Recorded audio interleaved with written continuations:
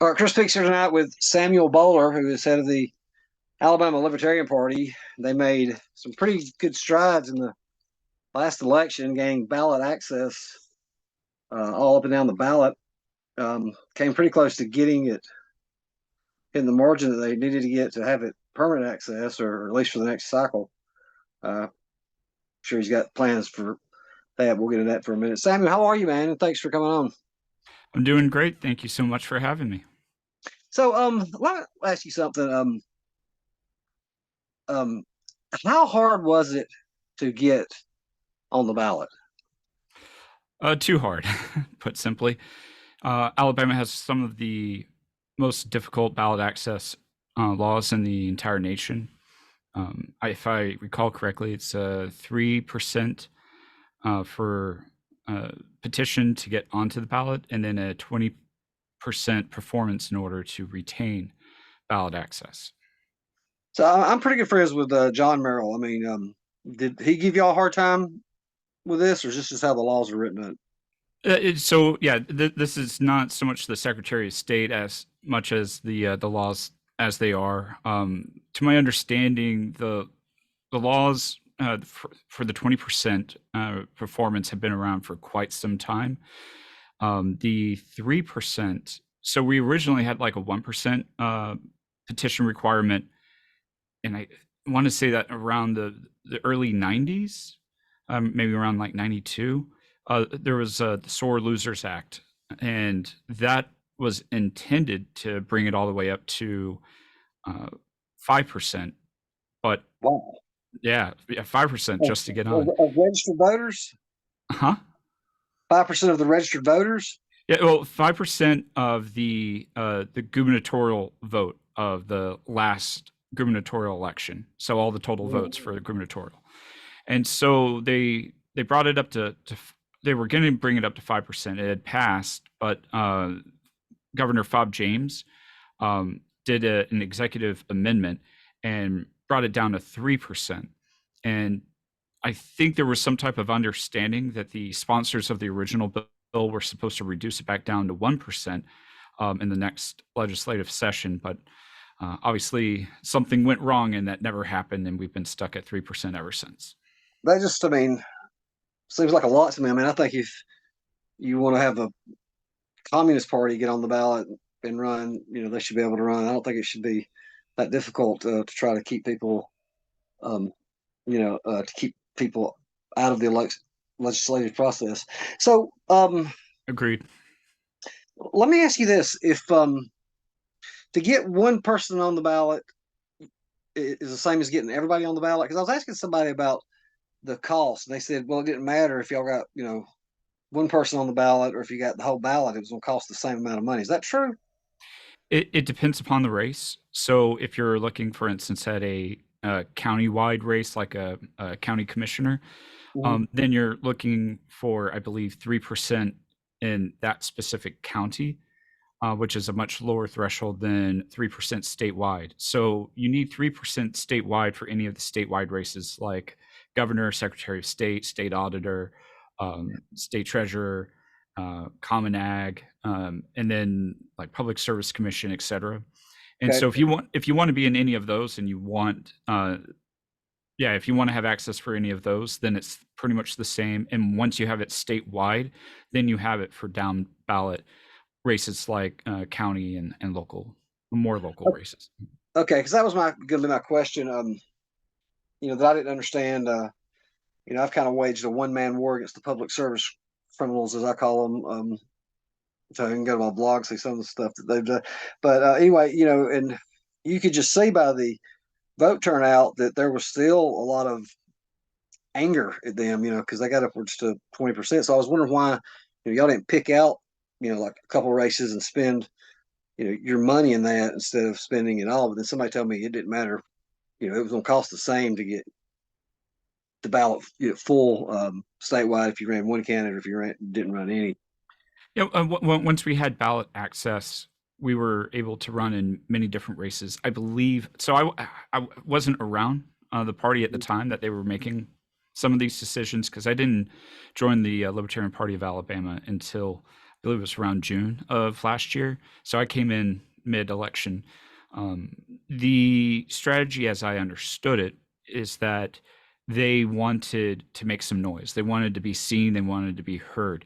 And so, if we had only targeted a couple of races, it would not have put as much general pressure on the duopoly parties. And so, I believe that was the primary focus, because it's, part of it is obviously trying to retain the ballot access. And obviously, if we picked like one or two statewide races that were going against one other opposition candidate, that would have been doing the game theory of trying to maximize our resources in order just to retain ballot access. But we had more goals than just the retention of ballot access. It was up there. It was one of the more important goals, but also sending a message and letting them know that there are other choices out there, and you don't have to be satisfied with the lesser of two evils.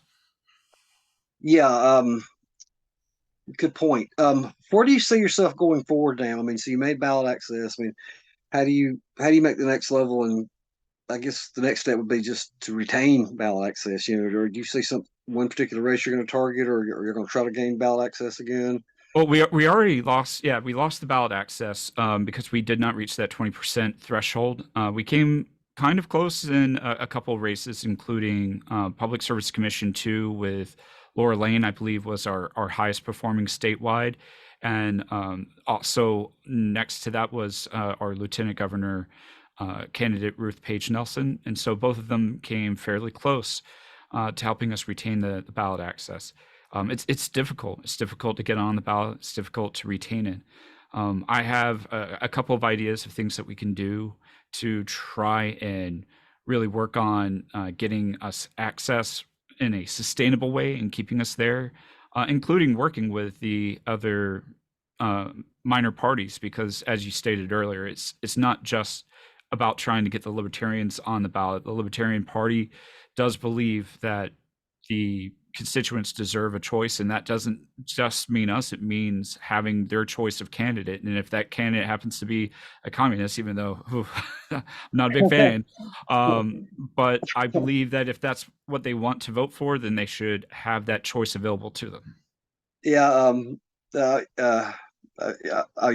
Obviously, I'm not either. Just putting that out there. It's funny you said that. One of the people that I love talking to the most is he doesn't like labels, but he's pretty much a communist. And we don't agree on anything hardly, but we do agree that government's taking too much control of our lives.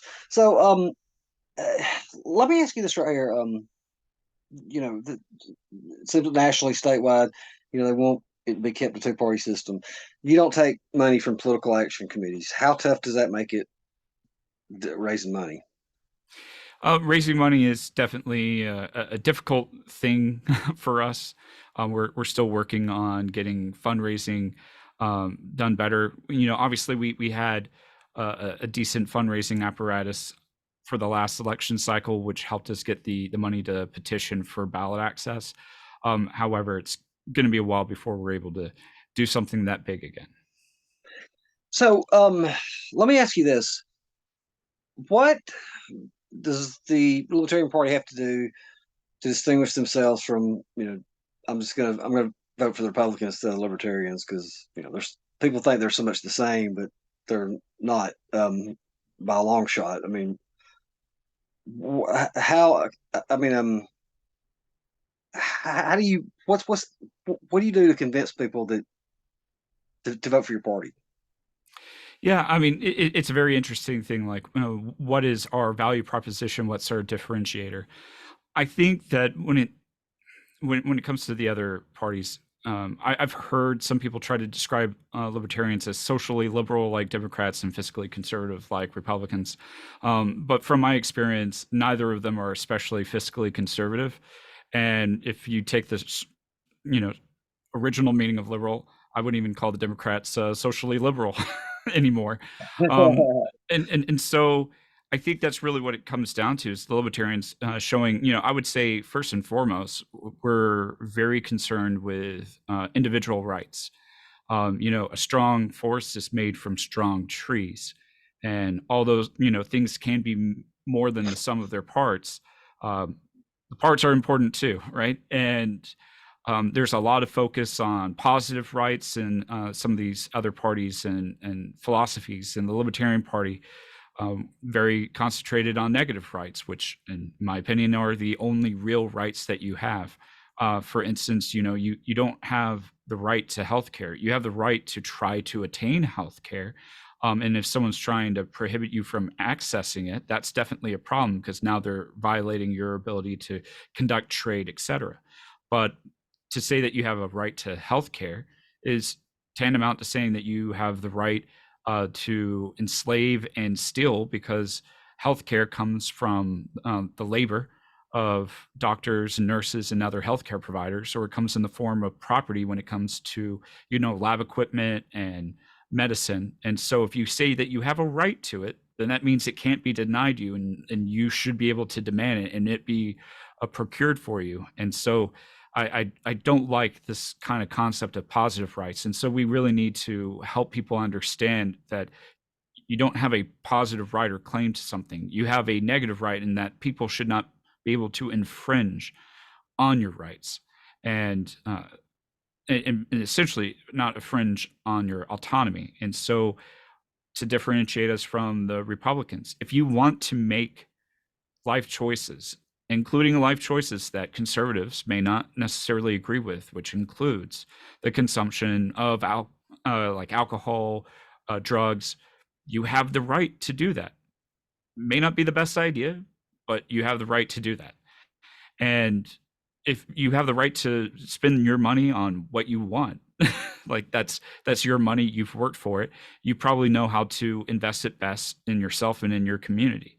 And it's not the job of other people to take it away and try to redistribute it. Yeah, it's funny. A couple things I'm gonna touch on. You said about healthcare being a right. I was at a Republican meeting and this guy was blasting one of the candidates, saying, he's like Bernie Sanders, believe everybody has a right to health care. And I said, I don't think nobody's opposed to everybody having a right to health care. We just don't really want the government involved in it and taking control and, putting another tax on somebody else to pay for it. Does that sound in the I, ballpark of where you're at? Yeah, I would phrase it as a right to access or trade for healthcare, because I mean, healthcare is a service just like any other service. And for me, anything that you claim as a right, you should have been able to claim as a right thousands of years ago. And thousands of years ago, we didn't have healthcare as we know it today, in the internet, for instance. Now, I think these things are extremely important.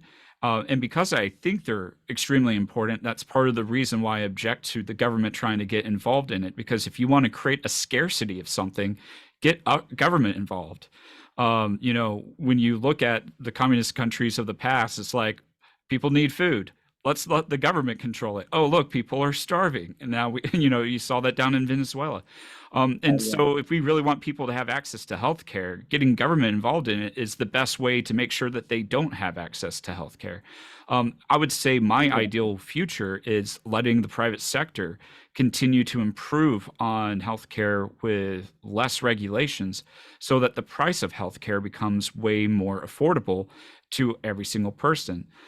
Because, for instance, we don't have budget doctors. I mean, think about it this way: like when it comes to cars, if they said that you had to pay at least $100,000 for a car, and you're not allowed to spend any less than that for a car, would you ever pay for like some used sedan, from the 1990s? Of course not. Like, if you're going to have to pay $100,000, you might as well pay for something that's nice and worth that 100,000.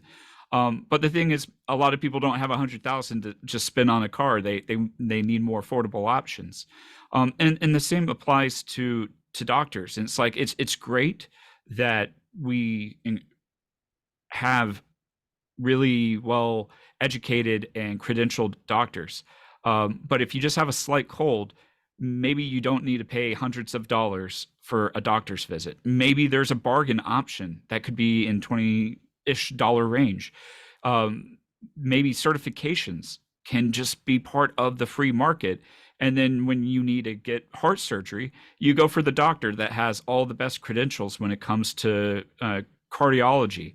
And you don't go for your bargain doctor. But on the other hand, when you're like, I have just a slight cold and I probably need to just have it checked to make sure if it's COVID or not. Obviously you've got the at-home test, but you know what I'm saying. It's like that's not a $200 doctor visit. It shouldn't be. Yeah. um, I want to tell you something real quick. You made me think of a joke. President Reagan used to tell a lot of jokes about communism, and said in the Soviet Union there was a waiting list for a car, and you had to save up your money. So you go in there, the guy saved his money up. They told him to come back in 10 years and he could pick it up. And the guy said morning or afternoon, and he said, "What does it matter?" He said, "Well, the plumber's coming in the morning." I love it. Yeah. All right, you mentioned drugs a while ago. Now here's something. So we're going to answer from, because I've interviewed libertarians on this. Um, the legalization and decriminalization of marijuana. All right. I know that libertarians are against taxes. I'm against taxes, but I've had some guys basically tell me they'd rather keep it like it is than to decriminalize it and tax it, and that makes no sense to me. I mean, why not legalize that? I know there's going to be a board over it. I know there's going to be an oversight. I know there's going to be more government in it, but it just, it may. I think there's one saying is there's going to be some give and take. Doesn't it make more sense just to decriminalize it and legalize it than to keep it Yeah, tied up in? it does. I mean, I would treat legalization and taxation as two completely separate issues. Right now, all forms of products and services are taxed. And so to expect if uh, like cannabis or any other drug was legalized, that it wouldn't be taxed. It's like, why would it not be treated like any other good or service? And so trying to reduce taxation, in my mind, is a separate issue. And I get it. Like, we're obviously trying to fight the grocery tax, and we're trying to, we don't want taxes on things that people need. Now, of course, the libertarian response is we don't want taxes on anything. You should be able to go and not have to worry about some type of sales tax. That being said, if we can at least give, a tax break to people buying groceries, I think that's good. And when it comes to medicine as well, a very necessary thing for people, not having taxes attached to the medicine is also, I think, in accord. But let's be realistic, trying to fight for legalization while not expecting there to be a tax on recreational marijuana while there's a tax on alcohol. It's just very unrealistic. And so I'm definitely in favor of doing both, getting rid of the tax and also legalizing. And I don't feel like both of them have to be accomplished at the very same time, if that makes sense. That's the best answer that I've gotten, because I went back and forth. Argue. Well, I won't say arguing, but I'm like, this doesn't make sense to do this. But so you mentioned something. We're talking about taxes. Not only do we just have sales tax and income tax, we got hidden tax like on tags and driver's license every 4 years. I mean, just hidden taxes everywhere. And you mentioned about the food. Originally, the governor wanted to give back a $750 rebate, and the lieutenant governor fought her tooth and nail on it. I think it cut it down to 150 and cut the grocery tax from 4 cents to 2 cents or something like that. What's your stance on that? Would it not have been better to give the $750 instead of the 2 cent break? Because man, that would take a long time to add that up. Uh, yeah, that's an interesting question. Trying to think of the math of it. Let's see, for a $750 rebate, even if you were to completely remove the tax, let's round it up to 800. So with 4%, spending $100, you need to spend $200 to get, you know, what's that, $8 back? And so it'd be 100 times 200. So was that like $20,000 worth of groceries that you'd have to buy just to get there, and that's at the 4%. So you're talking about $40,000 in groceries. Yeah, I think probably for most people, the tax rebate would have been a better deal out of that for sure.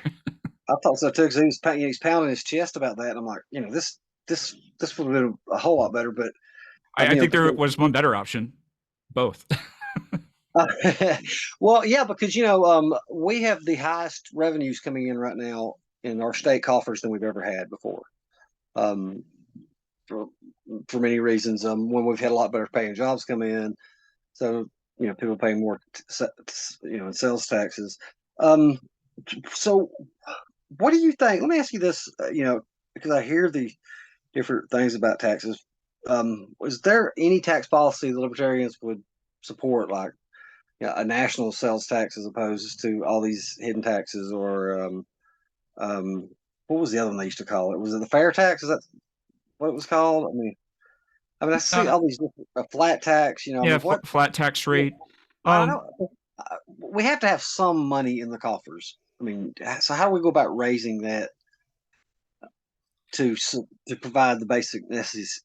I mean, first of all, should I, we cut spending? Sorry, I'm yeah, throwing too much at you at one time. I didn't mean to. I'm trying to make the question more. I guess. Uh, well, throwing too much at you at one time. I'm not really.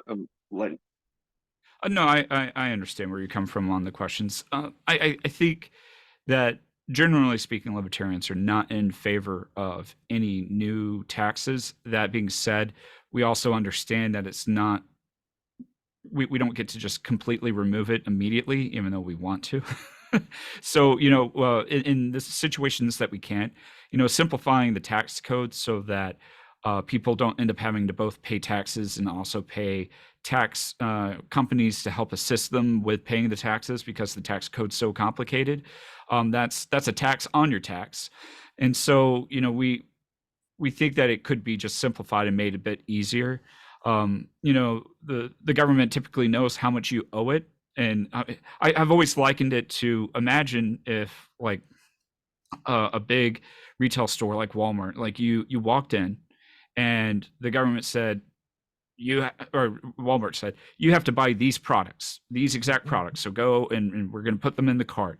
Now you're going to walk up to the register and pay for them, and you have to pay for them. And if you don't, you'll be fined more for not paying, or we'll even put you in jail for shoplifting. You're like, okay, fine, I'll pay for these products, even though I don't want half of these, maybe more. And then you are in the checkout aisle, and then the person says, okay, how much do you owe? And you're like, aren't you the one who's supposed to tell me? Aren't you ringing this up? And they go, no, here's a big book that's about the size of the Bible. You need to read through it and figure out how much you owe us for the things in your cart. It's insane. You would not have this in the private sector at all. And so that would be the libertarian response to most things, is that the government is a service provider. Everything that it provides is a service in one form or fashion.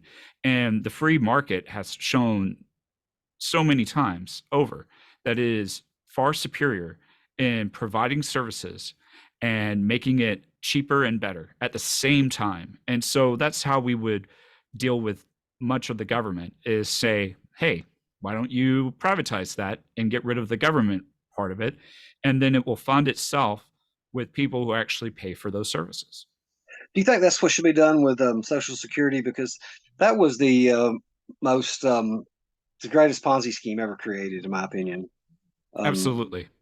I think one of the initial people, the recipients, paid like $20 in and collected $20,000 in benefits, and it's a broke system that's not going to sustain itself. Do you think privatization is the way to go with that now, or is it too late to Absolutely. solve it? Yeah, the thing is, it's a difficult situation.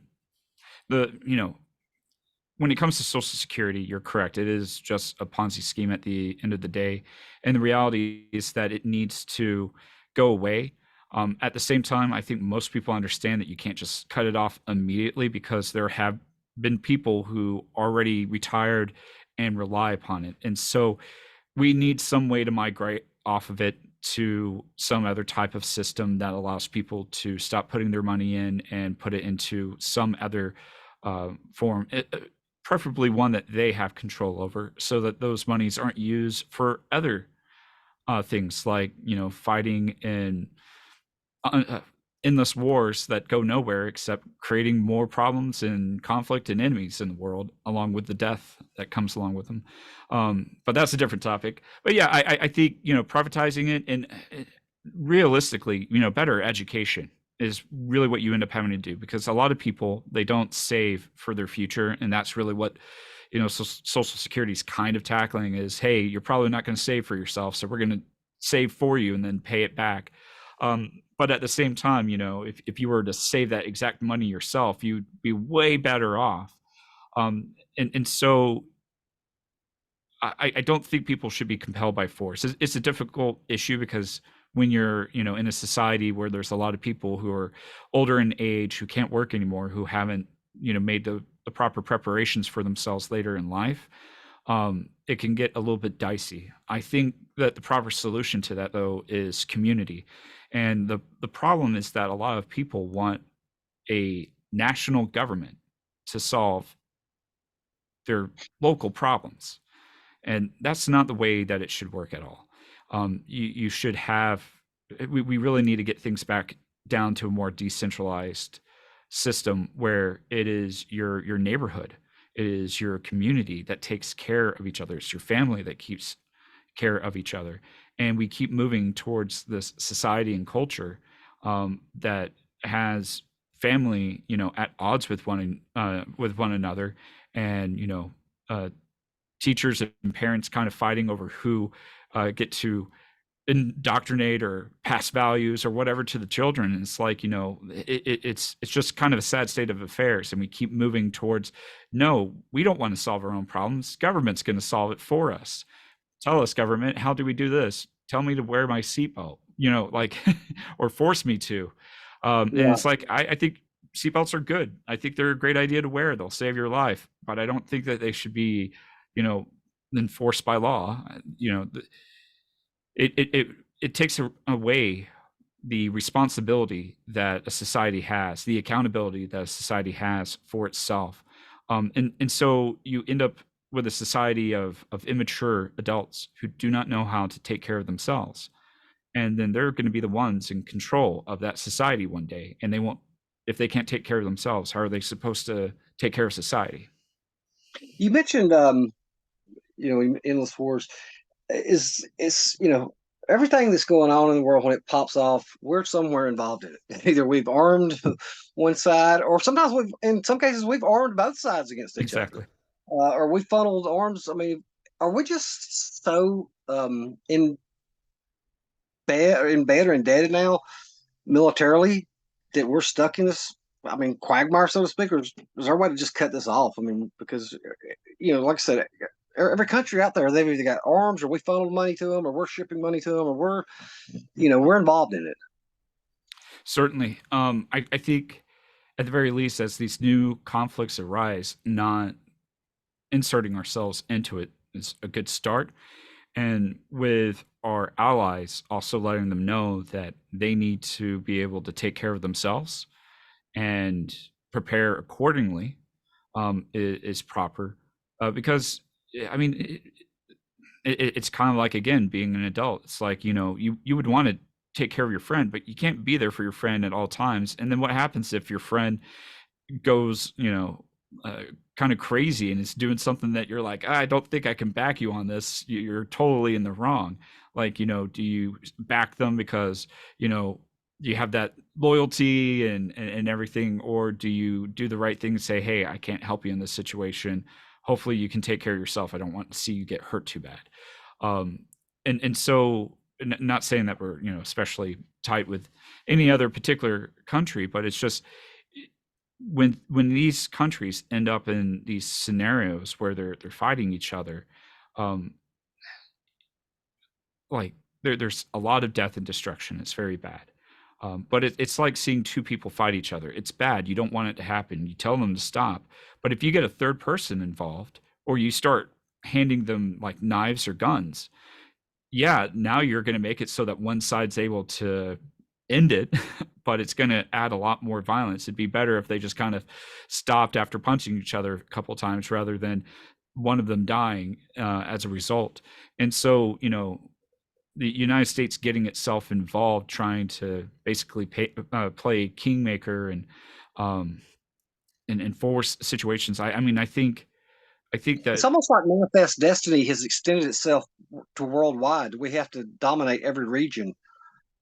yeah, that we need to, continue this idea of a sphere of influence, and keeping it so large, and it costs a lot of money to do that. And I mean, I'm not against the United States.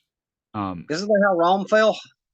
yeah, yeah. I'm not against us having a good military to be able to defend ourselves, because that's one of Right. the only things that a nation should be doing. And I understand that the United States, by being involved in all these battles, at least ends up getting well seasoned fighters, and learns all the problems with their war machines. So there's always a silver lining to things, but I don't know. I feel like I would give that up to not have um, all the people who have died from our engagements out there, and the terrorist attacks that we've uh, basically received. And I believe Ron Paul was the one who referenced blowback. Yeah, yeah, and I remember a great commercial he had too in 2012 about Chinese troops in Texas. I don't know if you ever seen that, but YouTube that I haven't. sometime. He's basically comparing us in Iraq, and what if there was Chinese troops in Texas, how would they're fighting back, and it basically put it from the and I mean really from the insurgent side, if because if you want to call it insurgents, some people call them freedom fighters. I guess it depends, which side you're on. But that's what he was basically referenced to. If Chinese troops were in Texas, how would we react to it? Sorry, I didn't mean to get off. No, you're fine. I mean, with like what happened recently with Israel and Hamas. I mean, obviously Mhm. the attack that Hamas did.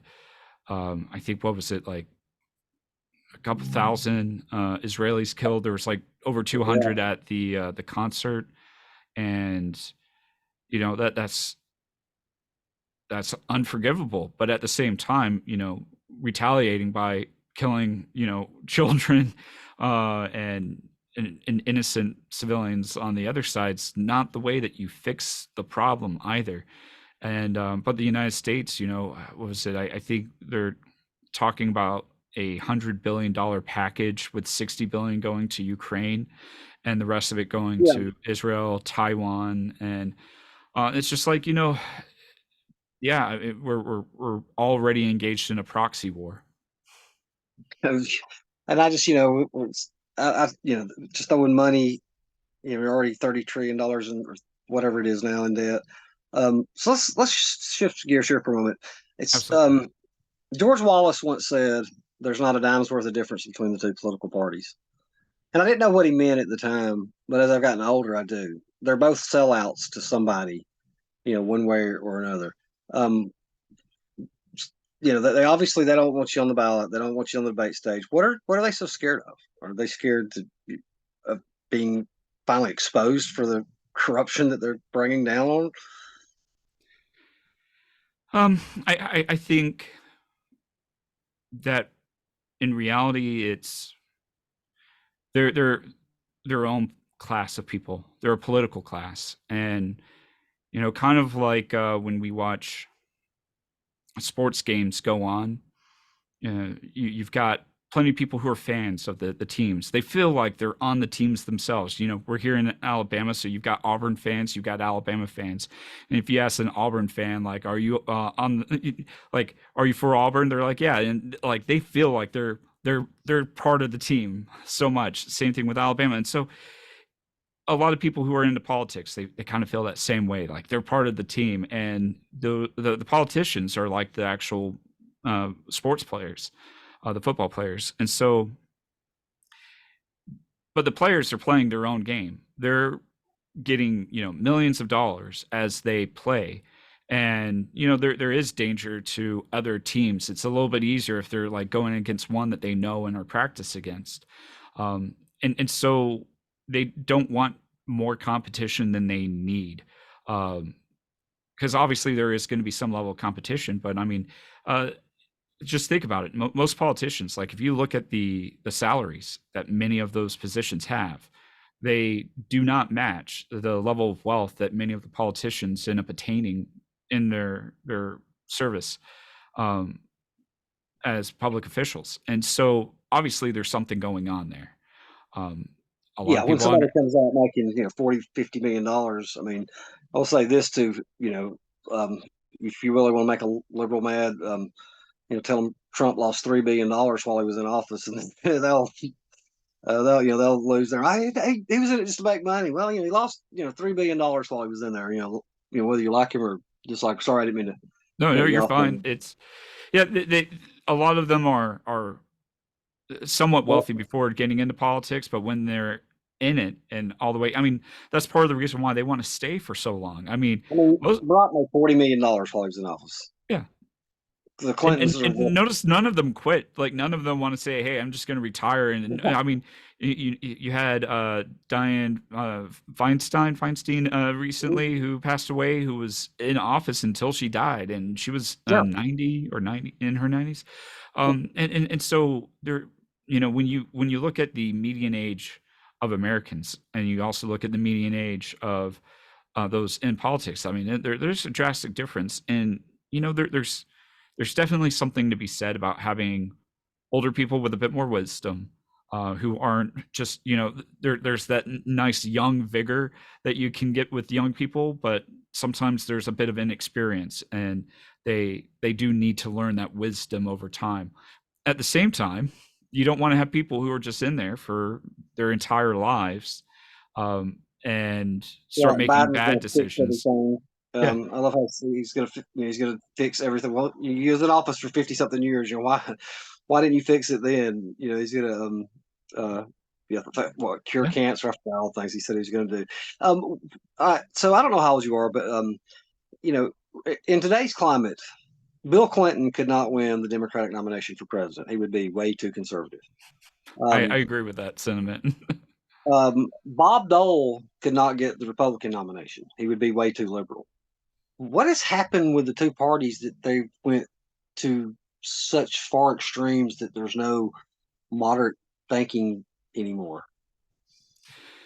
I think it does have to do with the feedback loops and the kind of us versus them psychology that has always been part of humanity. It's very simplistic thinking to always be able to think of there's us, there's them over there. And the us versus them comes in many different forms: us men versus them women, us white people versus them non-white people, us Americans versus them non-Americans, us, whether it be Democrats or Republicans versus other parties, or in our case, libertarians versus non-libertarians. And then even among the libertarians, it's like, well, you've got the anarchist libertarians versus the minarchist libertarians, us versus them. And so, any group that you're in has that, and it's part of humans do want that sense of belonging. And I think that with the way that media has evolved over time, most of the news that people used to have was more local. We used to be more tightly coupled with the people around us in the physical world. More people knew who their neighbors were. They knew what was going on in their community, and because of that that bond with other people, even people who may disagree with you on certain things, but knowing them as a actual human being helped. But over time, we ended up getting more news from across the nation and the world. People are a lot more afraid because instead of hearing about the one shooting that happens every 5 years in your town, you're hearing about the shooting that happens every single day in every single town in the world. There's at least one going on, and so it increases the amount of fear that people have, and because of that, they maybe fixate more on this us versus them dichotomy. And with things like social media progressing, we have stopped developing the in-person relationships that we used to have. More people are on their phones, even when they're like next to each other talking. You and I are conducting this interview through Zoom remotely instead of like in person in the same room. It's a convenience, it's a good thing, but at the same time, there's definitely kind of a lack of connection that you do get from being in the same room with each other. And I think over time it's pushed a lot of people away from each other. It's made them very distant, and they've stop seeing the humanity in each other. And so their sense of belonging, they still do the us versus them. They find their group, their team, and they belong to it. And the news has gotten really good as well, saying, hey, if we try to make content that appeals to both sides or talks about the views of both sides, people don't like it. But if we go rah rah hard on one side of it, then we really do pick up the attention of the people from that group. And so then you start seeing, the news companies, you see commentators and online personalities, they pick a team and they stick with it. And I'm not trying to trash that entirely. Like there is, I know what there's you're always saying a because trade-off. somebody I consider my mentor. I let him read something every time before I publish it, and he's the one that tells me, um, thank Trump. He said, go after these people, and and I have. I've went after a lot, and um, that's what people like. Unfortunately, that's just human nature, and but I go after both sides. It's not just you know, I see I'll call all of them out because I never thought I would be considered part of the media now because they're vultures. When um, I'll tell you, we'll cut camera. I'll tell you this story, but I don't want to get too far off topic right now. So let's go back, reverse a little bit. So what do you say for the upcoming election? Are y'all going to try to get ballot access up and down the ballot again, or where do you see the Libertarian Party moving forward here in Alabama? So in Alabama, you can get a presidential candidate ballot access as an independent for 5,000 signatures instead of the 3%, which is, I believe, closer to like 60, 70,000. And you actually have to get a bit more. Or I think that may be the amount that we have to get because the lower amount is like the raw signatures. Because when you collect signatures, sometimes people move or people put down the wrong address that's not their voter registration address, etc. And so some of the signatures are not good. So you have to collect above and beyond the minimum required, which is the number they give you.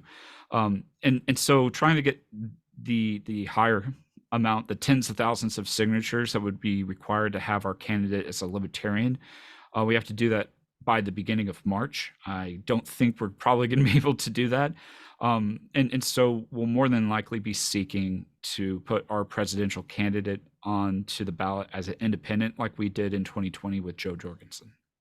It's funny you said that because it got me to thinking. In '92, Ross Perot got 19% of the vote, and he was allowed on the debate stage with Bush and Clinton. Well, when he ran in '96, they kept him off the debate stage because I don't know what the actual rules are, but um, he ran as the Reform Party nominee in '96. In '92, he ran as an independent, so he didn't get credit for those 19%. So that's how they kept him off the stage in '96. Interesting. I wasn't aware of that. Yeah, I mean, I'm familiar with the way that the presidential debates have continued to exclude anyone but the Republicans and the Democrats. And yeah, I mean, it's like how do you expect things to change? But personally, I do kind of like the challenge. I like the You role know, of an underdog. I come from an IT background, and so when it comes to computers, one of the things you try to do, and I do this with games as well. It's like when I play a game, whether it's like Settlers or Catan, I try to figure out what's the best strategy. What do you have to do in order to try to win? Everyone can play the game, but it's fun trying to figure out the game theory and how to maximize what you're able to do within that system. And so, obviously, we want to change ballot access laws. We think that they're way higher than they need to be, and completely unnecessary. There's other states that have next to no restrictions, and they do not have problems with having completely filled ballots with way too many people on them. So the fact that we have such stringent requirements, I think, is telling that they just really don't want any type of competition. Not that they really care about keeping the ballots from getting overcrowded and unusable. Yeah, That so being everybody said, knows. Oh, huh? I'm sorry, I didn't cut you off. Oh, I'm I was just sorry. saying. I didn't mean to that being cut you off. said, Go I do think we there are some creative ideas I have in order to still try to get us ballot access despite the huge hurdles that they put in front of us. And hopefully, if we're able to execute on some of these ideas, which I won't get into today, um, along with the other minor parties, then maybe we can prove that those hurdles are not the hurdles that they were anymore. And at that point, they might be more inclined to get rid of them, realizing that they're useless. You know what's so aggravating? I hear people say all the time, when they're talking about third party candidates, like with Jill Stein and I think was it Gary Johnson in 2016. Oh Mhm. well, such and such cost Clinton the race in this state, or they cost Trump. Well, you don't know. First of all, you don't even know if they would have even voted. Chances are those people would have just set it out because there's a reason they didn't vote for those two. And no, they didn't waste their vote because their vote was counted. You know, the only Absolutely. time you waste your vote is when you don't cast it. So yeah, that's always been something that it's aggravated me. So just a couple more quick questions for you. You personally, did you grow up, a Republican and move to the Libertarian Party, or grow up a Democrat, or have you always been a Libertarian? How did your political ideology evolve? Because Yeah, I've got absolutely. When I was younger, probably like around 12, that's when I first started paying attention to politics around the first election I was paying attention to was George W. Bush versus Al Gore. I remember taking a quiz on who I I voted for matched up. Pat Buchanan. Huh? I voted for Pat Buchanan in that race. Pat Buchanan. Yeah, he Yeah, was going for it. I did a quiz on who I aligned with most politically, and it came up George W. Bush at that time. And then, of course, 9/11 happened in around 2004. I was probably in the mindset more in favor of George W. Bush, and that was still just from the mindset of, I took that quiz. That's who they said that I was more in line with because I was still, a young kid at that time. That's the And only time I ever voted for a Democrat was 2004. I oh yeah, and voted for so Kerry. then 2008 came around. That was the first election that I actually got to vote in. At first, I was actually leaning towards John McCain, but I eventually ended up voting for Barack Obama. So I was Oh, never, yeah, interesting. I wasn't in one camp or the other. I was willing to hear both sides out, and um, I voted for so Ron Paul in the primaries. yeah, no, yeah, I know that Ron Paul, but I wasn't as familiar with Ron Paul at that point. It wasn't until um, after the primaries when McCain already had it that I started to learn more about Ron Paul. And even though at that time I didn't really agree with him as much, um, I was like, you know what? I kind of wish I had a chance because I feel like I agree with him the most among the Republicans, even if I don't agree with him perfectly. Since then, I feel like I agree a lot more with Mr. Ron Paul, That was Dr. Ron Paul, right? Yeah. And that so, was the biggest that year. I was the biggest Hillary Clinton supporter in the world. really, Yeah, and people are always shocked when I say that. And I'm like, because I knew no Republican was going to win, and if she did not win, we was going to end up with Barack Obama. I was I'm sorry, I didn't mean to catch you up while you no, was no, you're finished. fine.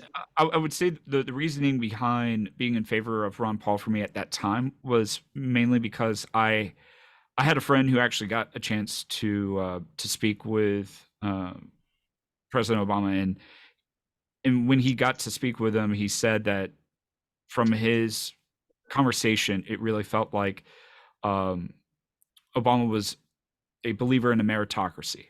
And to me, that was a very important concept, an important thing. And it was around that same time that McCain had chosen Sarah Palin as his vice presidential pick, um, which after seeing her, in interviews and a few other things, it was like that was a very political pick, not a pick This for is like a merit. game changer. Yeah. Yeah, yeah. But I mean, even at the time before the movie, that was my opinion of it. I was just like, this was definitely a political pick, and it was not one based on the merits of the person. And I was like, I think that principles are important, and picking people based off of merits are important. And at the time, the things that I saw about Obama, uh, I I actually was in favor of. So, and I'd only just been introduced to the concept of like libertarianism at that time. So afterwards, I ended up going hard down the libertarian rabbit hole. Um, and I was no longer in favor of Obama because he promised a lot of things that I was in favor for, like shutting down Guantanamo and no more pork in bills and videoing any bill that had it, and trying to have the most transparent government possible. And when he failed to achieve all those things, and the drone strikes against all sorts of people and the weddings, and I was just like, okay, this is not the guy that I was thinking about. And so in the 2012 election, at that time, I didn't like Obama. I didn't like um, He should not Romney. have. Yeah, I didn't like Romney either. I did not like Romney at all. Romney just was not like. I mean, he just wasn't a likable guy to me. exactly. And so I believe around that time is when I would have first described myself as a libertarian, and I went down the road towards like uh, the anarcho libertarian kind of concepts, reading the machinery of freedom, and really just kind of wondering, you know, I would say at that time the best way I could describe it is I saw the election more like a puppet show, where people felt like they were voting in the election that would decide things, but it was just a distraction that entertains us and makes us feel like we have choice. And You the had no idea what the next two elections was going to bring, did right, you? right, but for in that the real election is in April when you're paying your taxes, and every single dollar is a vote. And just like we joke about other countries where, the dictator gets 100% of the vote, in the case of the U.S. government, it gets 100% of the votes that it demands of you, and you don't get to say otherwise. Because when it comes to, I think that was around the same time like Blockbuster and Netflix were happening. It's like, if you don't like what Blockbuster's doing with its rental fees, and you like the system that Netflix provided with the DVDs and then soon the online streaming, you vote with your dollars. You take your dollars, and I, stopped spending money at Blockbuster, started spending at Netflix, and we all know how that story goes.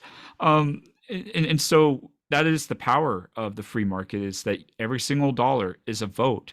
You're sacrificing for that vote because you could use that vote for something else.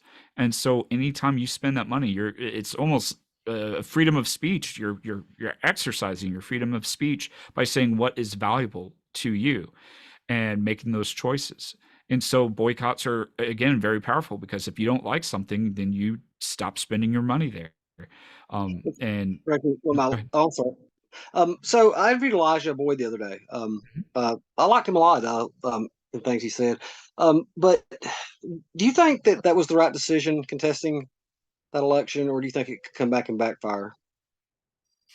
I think it was the correct thing, because I think that the people of House District 10 do deserve to have a representative that lives in House District 10. The representative of people should be a person who's actually representative of those people.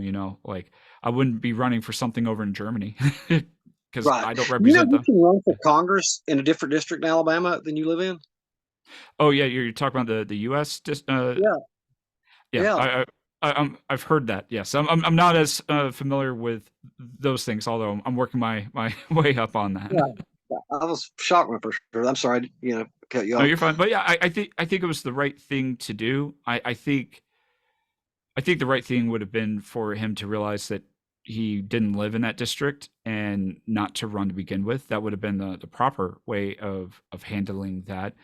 Um, or actually moving into the district. Although I don't know all the background leading up to it. I believe something like he was living there, and then it got Yeah. redistricted or something like that, or his neighborhood or something.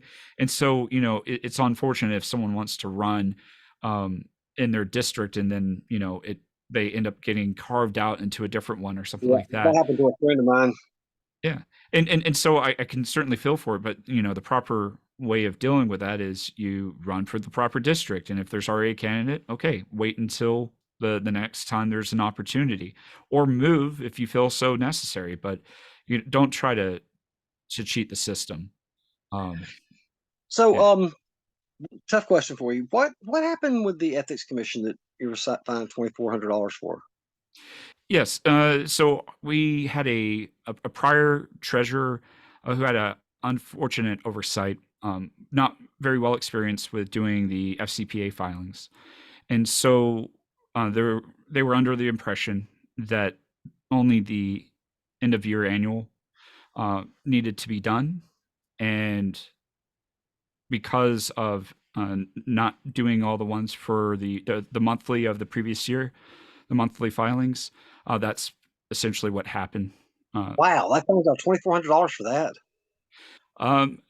Originally, it was actually higher. It was 10,200, and it was reduced to 2,400 because it was 14 violations for 10,200. But we talked to the once we found out about the issue, we immediately reached out to the Secretary of State to let them know of the issue that we found out, and that we were doing our best to correct it and get the filings in accurate.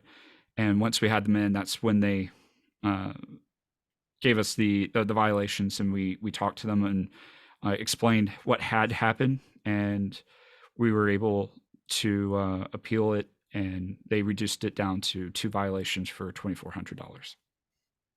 Okay, because yeah, I read a little bit about it, but I said I was waiting, let him give me the side of the story. You know, I want to hear from.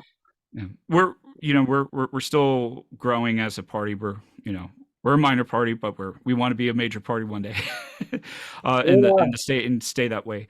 And I it's told definitely one of those him, growing pains, because campaign finance is it's a very difficult uh, thing, and sometimes it can be tricky. And you got to have good now what people, was but the you also have to lady's have a good name? process. The PSC. I can't think of her name now because I talk to her all the time, and I think I've interviewed her too. Alana, Hmm? was it Alana, the lady who ran for PSC that came so close to capturing 20%? Oh, Laura Lane. Oh, Laura Lane. Yeah, yeah, yeah, yeah. Yeah. Forgot what even bring her up. I talk to her a lot. She, yeah, follows my. Well, I'll cut camera. I'll tell you about it. Is you know, so I've covered that right there. I've covered that. I think that's okay. Yeah, the last question I have for you. What would you like to leave telling the voters to convince them to come to the Libertarian Party? I mean, what can you bring to the table that's gonna that you want to? Well, what's the lasting impression you want to leave here today? The lasting impression I would want to leave is that we are more concerned with the individual. We are concerned with the local. We're not as interested in fighting these big national fights, um, with trying to implement law that is applied universally for everyone, because we understand that different communities have different values, and people should have the opportunity to work together to figure out what works best for them. And so we want to come up with local solutions for local problems.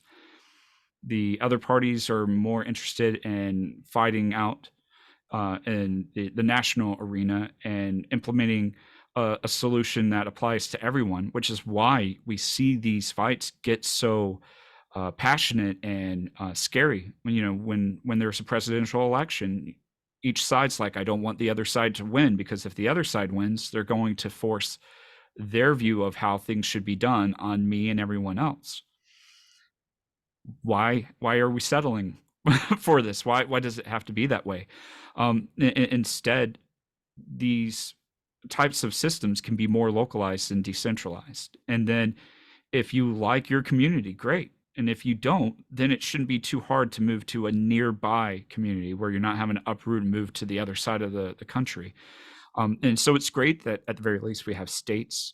So if you want to live in a more conservative state, you have Alabama. If you want to live in a more liberal state, you've got California. But they're very different, and they're big, and we need to have more granularity when it comes to that. So the takeaway is this: vote for libertarians if you want a party that is the party of principle. We take our principles very seriously, and we want to bring local solutions to local problems and respect your independent rights.